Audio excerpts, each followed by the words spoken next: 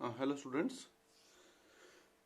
आज का जो हमारा टॉपिक ऑफ डिस्कशन है वो है फिजिकल यूनिट। या खाली कुछ लोग यूनिट बोलते हैं, कुछ लोग इसको फिजिकल यूनिट बोलते हैं। अब यूनिट या फिजिकल यूनिट क्या होता है, ये मैंने कल भी आपको बताया था कि जब किसी क्वांटिटी को नापना है, अगर आप किसी क्वांटिटी को नापना चाहते हो तो आपको उसी क्वांटिटी का एक स्टैंडर्ड मोड लेना पड़ता है। जैसे अगर आपको लेंथ नापना है तो लेंथ का एक स्टैंडर्ड मोड लेना पड़ता है जो जिसको हम यूनिट बोलते हैं। और अगर आपको मास नापना है तो तुम्हें मास का एक स्टैंडर्ड अमाउंट लेना पड़ता है जिसको यूनिट ऑफ मास बोला जाता है। ठीक है ना। अगर आपको डिस्टेंस नापना है तो आपको एक स्टैंडर्ड लेंथ लेनी है, स्टैंडर्ड डिस्टेंस लेना है जिसको लेंथ का यूनिट बोला जाता है। तो यूनिट होता क्या है? यूनिट होता है the standard amount of a physical quantity. किसी क्वांटिटी का standard amount chosen to measure the physical quantity of the same kind. मतलब एक स्टैंडर्ड अमाउंट लेना है और वो जो स्टैंडर्ड अमाउंट होता है that is used to measure the quantity of the same kind is called a unit. जैसे आपने लेंथ ले ली, एक स्टैंडर्ड लेंथ ले ली, आपने एक स्टैंडर्ड लेंथ ले ली और that will be used to measure the length. और वो जो स्टैंडर्ड लेंथ ली थी उसको हम बोलेंगे यूनिट ऑफ लेंथ। अगर आपने स्टैंडर्ड मास ले लिया तो that will be used to measure the mass and that is called the unit of, वो जो यूनिट होएगा वो किसका यूनिट बनेगा? मास का यूनिट बनेगा। तो ये यूनिट होता है। यूनिट क्या होता है कि कोई भी क्वांटिटी जिसको आपने नापना है उसका स्टैंडर्ड अमाउंट लेना है। अगर मास नापना है तो एक स्टैंडर्ड मास ले लो and then do the comparison. कि फिर आप क्या करो, उस क्वांटिटी को कंपेयर करो कि ये जो आपने यूनिट जो चूज करा है ये यूनिट उसमें कितने टाइम पाया जाता है। तो that is called the measurement, जो कल भी हमने डिस्कस करा था। जैसे सपोज करो आपने क्या करा, आप किसी का मास नापना चाहते हो। अगर आप किसी का मास नापना चाहते हो तो आपने क्या करा कि केजी को यूनिट बना लिया। You taken KG as unit. जब आपने केजी यूनिट चूज कर लिया तो केजी क्या है? एक मास है ना। आपने मास को नापने के लिए मास ही चूज करा। अब मास को नापने के लिए लेंथ चूज नहीं कर सकते। आप बोलो कि 1 मीटर डिस्टेंस ले लेता हूं और उसे मैं मास नाप लेता हूं, तो वो कभी भी पॉसिबल नहीं है।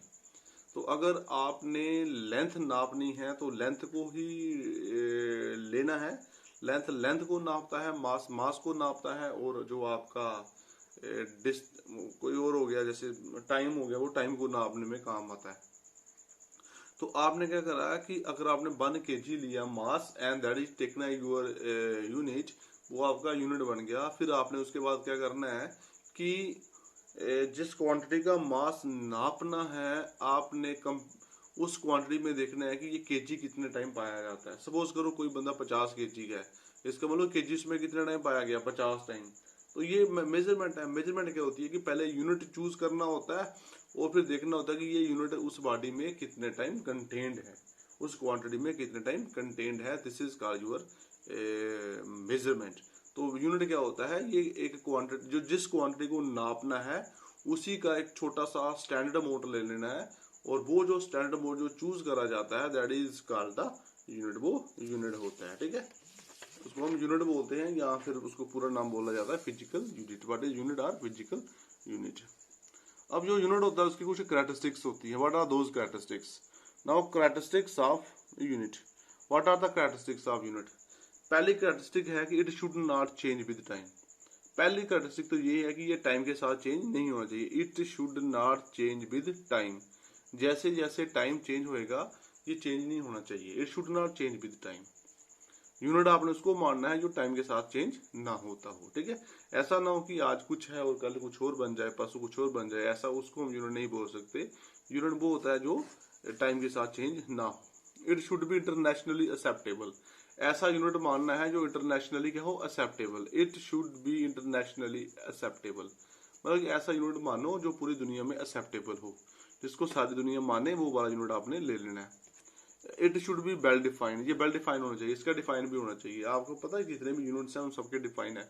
आपके पास 1 kg का भी डिफाइन है, आपके पास 1 मीटर का भी डिफाइन है, आपके पास 1 सेकंड का भी डिफाइन है। तो जितने भी यूनिट्स होते हैं उनका क्या होना चाहिए? डिफाइन होना चाहिए। जो आपने यूनिट बनाया है that must have a well define. वो मस्ट भी वेल डिफाइन होना चाहिए, उसकी कोई डेफिनेशन होनी चाहिए। It should be of convenient size. ये कन्वीनियंट साइज का होना चाहिए। That is neither too small not too large. ना ही बड़ा ज्यादा छोटा होना चाहिए और ना ही बड़ा ज्यादा बड़ा भी होना चाहिए। यूनिट जो आपने बनाने हैं यूनिट हिसाब के होने चाहिए। बहुत ज्यादा बड़े भी यूनिट नहीं होने चाहिए और बड़े ज़्यादा छोटे भी यूनिट नहीं होने चाहिए। उसका साइज जो है वो कन्वीनियंट साइज होना चाहिए। It should not be affected by the change in physical conditions. इसको ना फिजिकल कंडीशन का स्पेशल नहीं होना चाहिए, such as pressure, temperature etcetera. जिसको आप यूनिट चूज करो उसके ऊपर प्रेशर का, टेम्परेचर का, फिजिकल कंडीशंस का असर नहीं होना चाहिए। ऐसा ना हो कि आप जिसको यूनिट मान रहे हो वो गर्मियों में और सर्दियों में रिजल्ट अलग अलग दे। अगर ऐसा हो रहा है तो वो यूनिट हम यूनिट नहीं बोल सकते, वो एक्सेप्ट नहीं करा जाएगा, उसको हम यूनिट नहीं बोल सकते। तो ऐसा यूनिट होना चाहिए जिसके ऊपर फिजिकल कंडीशन का असर ना हो। जैसे सपोज करो आपने एक रॉड ली है और आपने कहा कि सर ये लेंथ का यूनिट बन गया, ठीक है बन गया, लेकिन जो रॉड की लेंथ होती है वो गर्मियों में थोड़ी सी एक्सपेंड हो जाती है बिकॉज ऑफ थर्मल एक्सपेंशन, और जिसलिए वो गर्मियों में रिजल्ट कुछ और देगी और सर्दियों में रिजल्ट कुछ और देगी। इसलिए उस रॉड को मैं यूनिट ऑफ लेंथ नहीं बना सकता, क्योंकि जो रॉड की लेंथ है दैट इज वो टेम्परेचर के कारण चेंज हो जाती है, इसलिए मैं उसको यूनिट ऑफ लेंथ नहीं बनाऊंगा। तो जो यूनिट्स आपने बनाने हैं उनकी ये कैरेक्टरिस्टिक्स है कि it should not change with time, time के साथ चेंज ना हो। It should B internationally acceptable, पूरी दुनिया उसको एक्सेप्ट करे। It should be well defined, इसका डिफाइन होना चाहिए। It should be of convenient size, इसका साइज ना बड़ा ज्यादा छोटा और ना ही बड़ा ज्यादा बड़ा होना चाहिए, हिसाब का ही साइज होना चाहिए। And it should not be affected by the change in physical conditions, इस पे फिजिकल कंडीशन का असर नहीं होना चाहिए, जैसे टेम्परेचर का हो गया, फिर आपका प्रेशर हो गया, इनका असर कम से कम होना चाहिए। उन्हीं चीजों को, उसी को हम यूनिट बोलेंगे जिसके ये 5 कैरेक्टरिस्टिक्स को क्या करेगा, फॉलो करेगा। Now what are fundamental units? Fundamental units क्या होते हैं? देखो, the units of mass, length and time are called the fundamental units. जो यूनिट किसका होता है, मास का हो गया, लेंथ का हो गया और टाइम का हो गया, इनको क्या बोलते हैं, फंडामेंटल यूनिट्स बोलते हैं। ठीक है, लेंथ का यूनिट क्या हो गया, मास का यूनिट क्या हो गया केजी, लेंथ का यूनिट क्या हो गया मीटर, और देखो मास का केजी आ गया, लेंथ का मीटर आ गया, और टाइम का क्या आ गया, second. They are the fundamental units.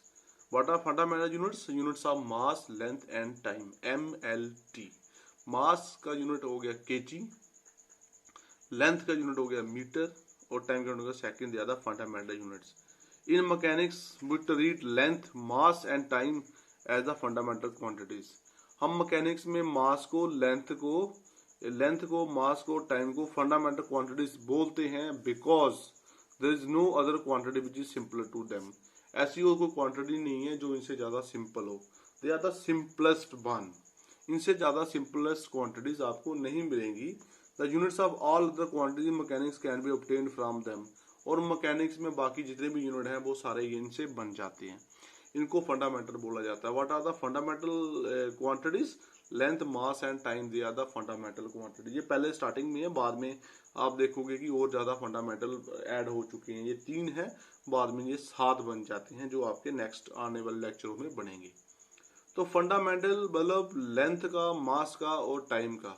Length, मास और टाइम जो इनके यूनिट हैं उनको फंडामेंटल यूनिट बोला जाता है, और इन क्वांटिटीज को फंडामेंटल बोला जाता है क्योंकि ये सबसे सिंपल क्वांटिटीज हैं और बाकी वाले जो क्वांटिटीज होते हैं वो इनसे ऑब्टेन हो जाते हैं। ठीक है, the units of all other quantities in mechanics can B obtain from them.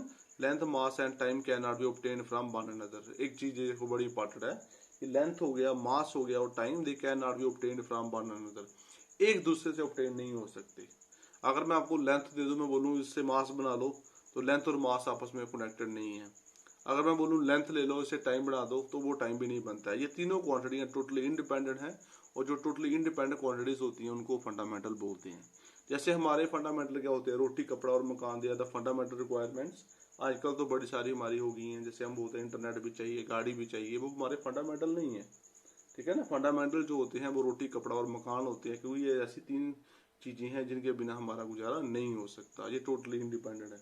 आपको कोई रोटी दे दे, बोले कपड़ा ना लो, तो क्या ऐसा कोई पॉसिबल है? नहीं। आपको बोले कपड़ा ले लो, मकान रहने दो, तो आप बोलोगे नहीं मेरे को तीनों चाहिए, क्योंकि रोटी कपड़े को रिप्लेस नहीं कर सकती और कपड़ा जो है वो मकान को रिप्लेस नहीं कर सकता। तो तीनों क्वांटिटियां जो हैं वो फंडामेंटल हैं। बाकी क्वांटिटी अगर ये 3 आपके पास हैं तो बाकी जो क्वांटिटीज होती हैं वो इनसे धीरे धीरे आ जाती हैं। तो ये जो मास हो गया, लेंथ हो गया, टाइम हो गया, तीनों क्वांटिटीज क्या हैं, फंडामेंटल हैं। और बाकी वाले जो क्वांटिटीज हैं they are obtained from them, वो इनसे बनाई जाती हैं। लेंथ हो गया, मास हो गया, टाइम हो गया, तीनों फंडामेंटल हैं। लेंथ, मास, टाइम, तीन फंडामेंटल क्वांटिटीज हैं और जो इनके यूनिट्स हैं वो भी फंडामेंटल। इनको फंडामेंटल क्यों बोला जाता है? क्योंकि सबसे ज्यादा सिंपल है और एक दूसरे से ऑब्टेन नहीं होते और बाकी वाले जो होते हैं वो इनसे बनाए जा सकते हैं। जैसे मैंने कहा रोटी, कपड़ा और मकान।